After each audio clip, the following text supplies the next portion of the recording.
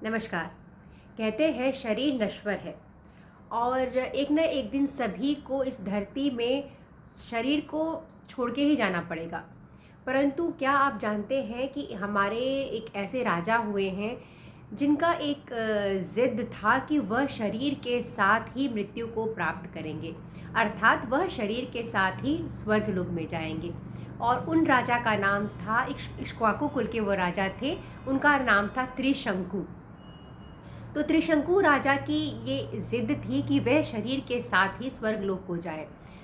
तो इसी की कहानी आज की कथा में, जो कि विश्वामित्र की कथा से जुड़ी हुई है। तो पिछले हमारे जो वीडियोस में मैंने अभी तक बताया कि विश्वामित्र जी यह पाते हैं कि ब्राह्मण का जो एक ब्राह्मण का ब्रह्मर्षि का जो शक्ति है वह क्षत्रिय की शक्ति से कहीं अधिक है, क्योंकि उन्हें लगता है कि यदि ऐसा नहीं होता तो वह राजा हैं, वो इतने शक्तिशाली राजा हैं, उन्हें गुरु वशिष्ठ कैसे परास्त कर सकते हैं।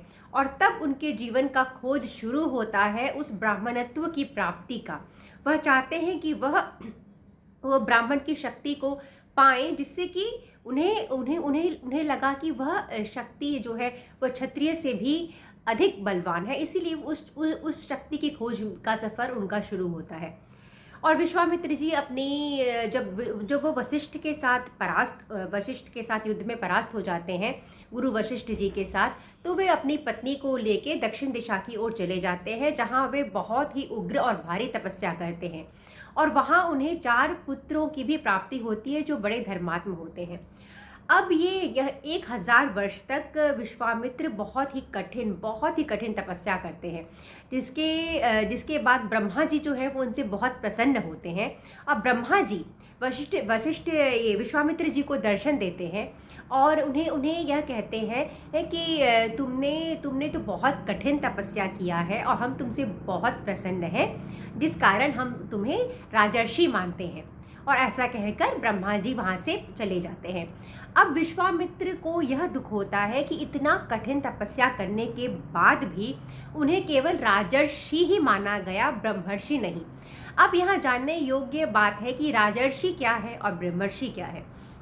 तो ऐसे क्षत्रिय राजा जो कि ऋषि मुनि समान होते हैं, उन्हें राजर्षि कहा जाता है। और जो ऋषि ब्राह्मणत्व में उत्तम होते हैं, उन्हें एक तरह से उन्हें जो उत्तम पद है, जो ब्राह्मणों का पद है, उसे ब्रह्मर्षि कहा जाता है। तो विश्वामित्र को यह दुख होता है कि उन्हें क्षत्रिय ही माना गया और इसीलिए उन्हें राजर्षि कहा जा रहा है। अभी तक उन्हें ब्रह्मा जी ने एक ब्राह्मण के तौर पर नहीं देखा है, जिस कारण उन्हें दुख होता है। और वह यह सोचते हैं कि अब उन्हें और तपस्या करने की ज़रूरत है, ताकि वो और अधिक कठिन तपस्या करें, ताकि एक न एक दिन जो देवता हैं, जो भी ऋषिगण हैं, वे सभी उन्हें ब्राह्मण में उनका एक्सेप्टेंस हो, स्वीकार करें ब्राह्मण समुदाय में, और उन्हें ब्रह्मर्षि का खिताब मिले। अब इसी दौरान क्या होता है कि त्रिशंकु राजा जो होते हैं इक्ष्वाकु कुल के, वो बहुत ही धर्मात्म होते हैं, सत्य बोलते हैं, अपने प्रजाजन का खूब सेवा करते हैं, बहुत सारे यज्ञ कराते हैं, अनुष्ठान कराते हैं। परंतु उनका यह जिद होता है कि वह सशरीर स्वर्ग को जाए। और इक्ष्वाकु कुल के जो पुरोहित होते हैं, जो ऋषि होते हैं, वो होते हैं वशिष्ठ जी। तो वो वशिष्ठ जी के पास जाते हैं और उनसे कहते हैं कि उनका ये मन है कि वह जो इस शरीर के साथ ही स्वर्ग लोक को जाए, वह शरीर को पृथ्वी पर छोड़े नहीं। जिस पर कि वशिष्ठ जी उन्हें कहते हैं कि यह प्रकृति के नियमों के खिलाफ है, अतः ऐसा हो नहीं सकता, और उनको साफ तौर पर वो मना कर देते हैं। अब ये जो है राजा, वे वशिष्ठ की बात को नहीं मानते और वह कुछ न कुछ उपाय ऐसा करने लगते हैं ताकि उनका ये जो सपना है वह पूरा हो। और वशिष्ठ के ही पुत्र होते हैं जो कि तपस्या कर रहे होते हैं, वे वशिष्ठ के पुत्रों के पास जाते हैं और उनसे कहते हैं कि क्या ऐसा संभव है कि वह शरीर के साथ स्वर्ग लोक को जाएं, जो कि उनके वशिष्ठ जी कहते हैं कि वो राजा कहते हैं कि वशिष्ठ जी जो उनके पुरोहित हैं, उन्होंने तो इस बात के लिए मना कर दिया है, लेकिन अब वो उनके पुत्रों के पास जाते हैं। तो पुत्र कहते हैं कि ऐसा कैसे संभव है, जब गुरु वशिष्ठ ने ही सीधे तौर पर इस चीज़ के लिए मना कर दिया है, तो ऐसा कैसे संभव हो सकता है कि शरीर के साथ कोई स्वर्ग को जाए, तो बार बार इस तरह से आग्रह ना करें। परंतु राजा बात को नहीं मानते और बार बार दीनहीन होकर, अपने आप को बड़ा दीनहीन सा दिखाकर वशिष्ठ के पुत्रों पर दबाव डालते हैं, ताकि वह उन्हें सशरीर स्वर्ग भेजने में समर्थ हो। परंतु अंत में वशिष्ठ के पुत्रों को बहुत क्रोध आ जाता है और वह राजा त्रिशंकु को श्राप देते हैं कि जाओ तुम चांडाल बन जाओ। और ऐसा होता है गुरु की श्राप की वजह से कि जैसे ही रात्रि समाप्त होती है, वह राजा त्रिशंकु जो है वह चांडाल बन जाते हैं। उनका शरीर, जो सारा शरीर है, वस्त्र है, वो नीले रंग का हो जाता है, लोहे का आभूषण हो जाता है, और जो बाल है बिल्कुल छोटे छोटे से दिखते हैं। अब राजा के साथ जो भी सैनिक वगैरह आए हुए हैं, वह राजा की ऐसी हालत को देखकर डर जाते हैं और उनको छोड़कर भाग जाते हैं। अब त्रिशंकु बहुत ही व्यथित होते हैं, उन्हें समझ नहीं आता कि क्या करें।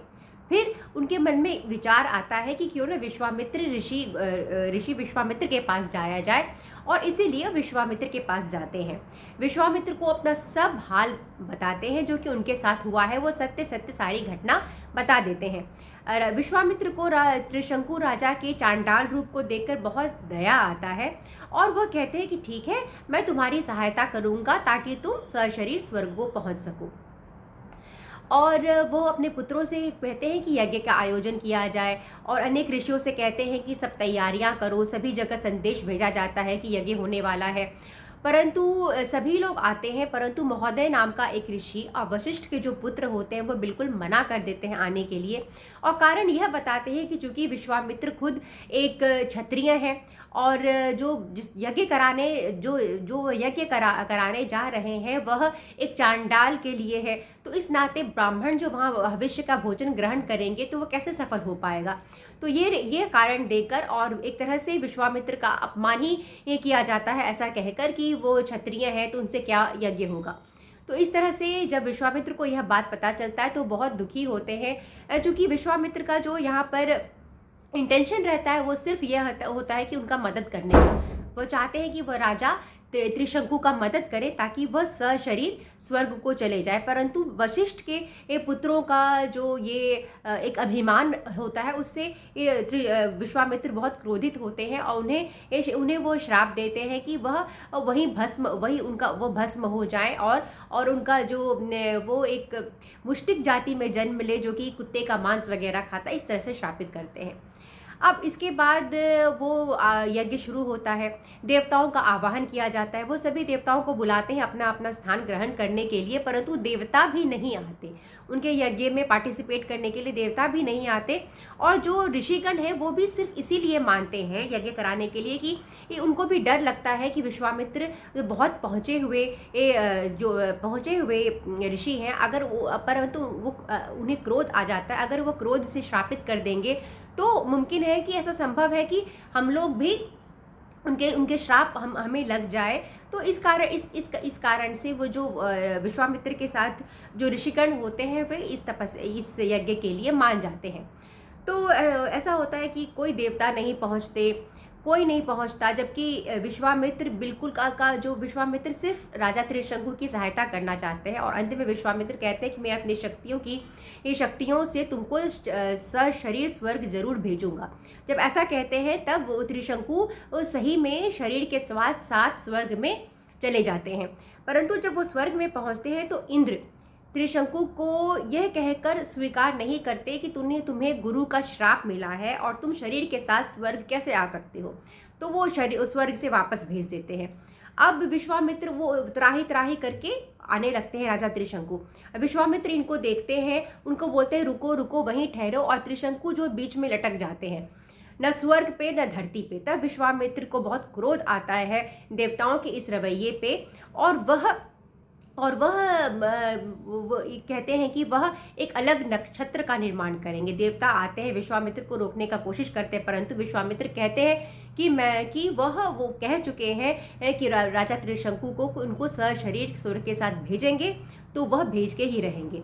और तब वो कहते हैं कि वो अपना एक अलग नक्षत्र का निर्माण कर लेंगे, और चाहे वो नक्षत्र स्वर्ग, बिल्कुल स्वर्ग लोक होगा, एक तरह से दूसरा स्वर्ग लोक बनाया विश्वामित्र जी ने, जिसमें चाहे इंद्र हो चाहे ना हो, परंतु राजा व त्रिशंकु जो है वह सशरीर वहाँ जा सके और उनका देवताओं के रूप में ही उनकी गणना हो और सदा विद्यमान रहे। तो सभी जो देवता हैं वो भी इस बात के लिए मान जाते हैं कि आपके द्वारा बनाया गया जो नक्षत्र है, जो स्वर्गलोक है, वह त्रिशंकु उसमें रहेंगे और देवताओं के समान ही उनकी स्थिति होगी। तो ऐसा कहकर देवता भी चले जाते हैं, और इस तरह से जो राजा त्रिशंकु है वह कहा जाता है कि विश्वामित्र के द्वारा सशरीर स्वर्ग को जाते हैं। भले ही वह स्वर्गलोक में देवताओं के स्वर्गलोक में नहीं रहते, परंतु विश्वामित्र ने तब तक इतना शक्ति तप के माध्यम से उपार्जित कर लिया है कि वह एक अलग ही नक्षत्र बनाने में सक्षम है, अलग ही स्वर्गलोक बनाने में सक्षम है, जहाँ पे वो राजा त्रिशंकु को वो शरीर पहुँचा देते हैं। और चूंकि यहाँ पर विश्वामित्र का इंटेंशन भी सिर्फ उनका सहायता करने का रहता है, विश्वामित्र का जो इंटेंशन रहता है, जो उनका दृष्टिकोण रहता है, वह वशिष्ठ जी को छोटा दिखाने का नहीं रहता है, ना कि वशिष्ठ जी के पुत्रों को छोटा दिखाने का रहता है। और शायद इसीलिए यह संभव हो पाता है कि विश्वामित्र जी अपनी शक्तियों के माध्यम से सशरीर राजा त्रिशंकु को देवताओं के स्वर्गलोक में नहीं, बल्कि एक अपने द्वारा निर्मित स्वर्गलोक में ही सही, परंतु भेजने में सक्षम होते हैं। और इसके बाद की कथा मैं आपको बताती हूँ कि विश्वामित्र को राजर्षि से ब्रह्मर्षि कैसे बनते हैं, और उनका जर्नी कैसे एक क्षत्रिय से राजर्षि से ब्रह्मर्षि और एक श्रेष्ठ ब्राह्मणत्व की प्राप्ति विश्वामित्र को अपने डिटर्मिनेशन से कैसे होती है, वो सब अब मैं आपको अपने अगले वीडियो में सुनाऊंगी। मुझे सुनने के लिए बहुत बहुत धन्यवाद।